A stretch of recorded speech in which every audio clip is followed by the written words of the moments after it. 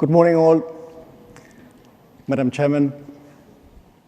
Last year, we talked about the urgent need to protect mangroves, a highly threatened ecosystem that is a powerhouse of carbon sequestration, but also provides the last line of defense for many vulnerable communities that are at the front lines of climate change, intensifying storms and floods in Asia. We identified 40 locations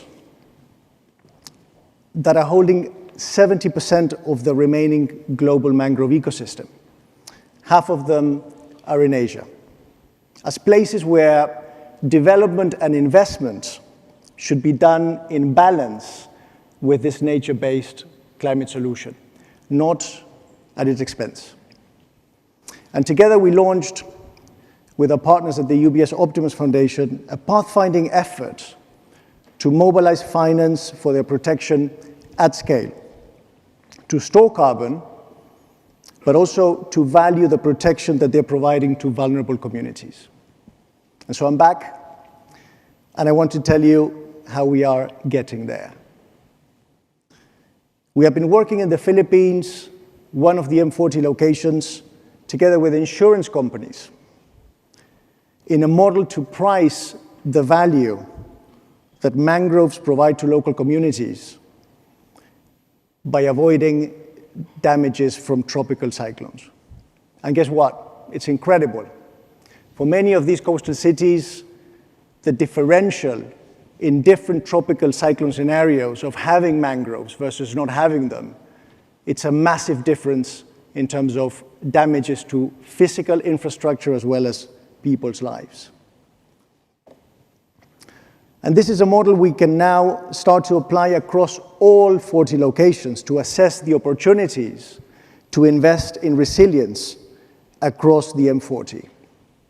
We are building a partnership in Indonesia to enable all companies that are committing to net zero and green finance to support mangrove hotspots in 12 of these 40 locations. It's the only way to unlock capital for the Indonesian government's ambitious commitment to restore 600,000 hectares of mangroves in the next few years.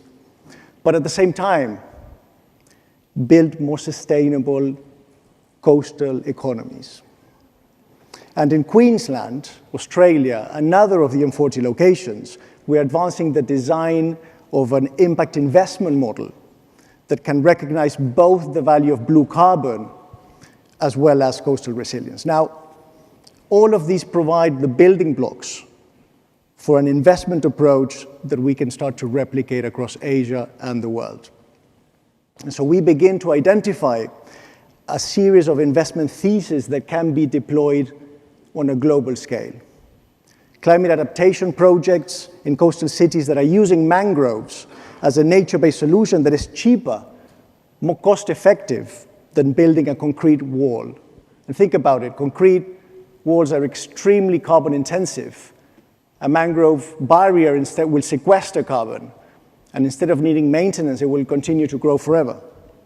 Aquaculture production, especially shrimps that have been such a driver of mangrove loss over the last few decades across most of Southeast Asia, that can better produce shrimps in balance with the mangrove ecosystem, providing better livelihoods to local communities. Now, these business models already exist, but they're really struggling to access finance and investment. Large-scale blue carbon projects that are happening at jurisdictional scales when states realize the size of the opportunity, and technology solutions that can bring down the costs and the complexity of accrediting that blue carbon and taking it to market. And then finally, ports and other types of infrastructure, which are frankly the economic lifeline of many of these regions, and where companies are adopting nature-based solutions approaches to their business models. Now, across all these verticals, there's a big challenge, and there's also the opportunity to innovate in how philanthropic capital can be used to build the capacity of communities, build the capacity of projects, and unlock commercial capital that can help build a greener economic future. But in order to do that, we need to work together. We need to increase the focus on collaboration and coordination around some of these opportunities.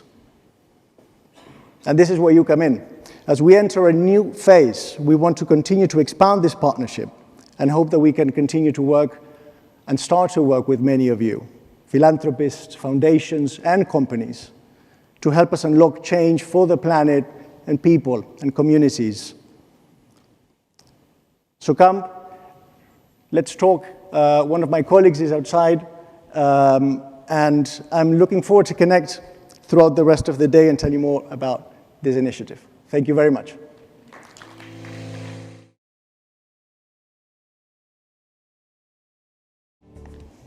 Good morning, all, Madam Chair. Since last year, our challenges have only become more complex. In terms of climate change, as I stand here, a powerful hurricane hits the United States.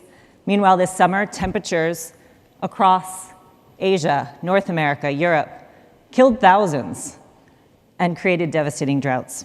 In terms of the economy, the war in Ukraine has changed all of our global narrative about the cost of living. Many are now having a conversation about the conflict between heating and eating, and many are preparing for the worst. And in social well-being, our health challenges continue to vex us, from COVID variants to monkeypox. So in our globalized world, we know we are only as strong as our weakest links. As complex challenges come to all of us, at Resilient Cities Network, we have doubled down our efforts on holistic solutions. Resilient Cities Network's mission is to build stronger, more resilient cities by working arm in arm with those cities and providing them with tools, solutions, and finance.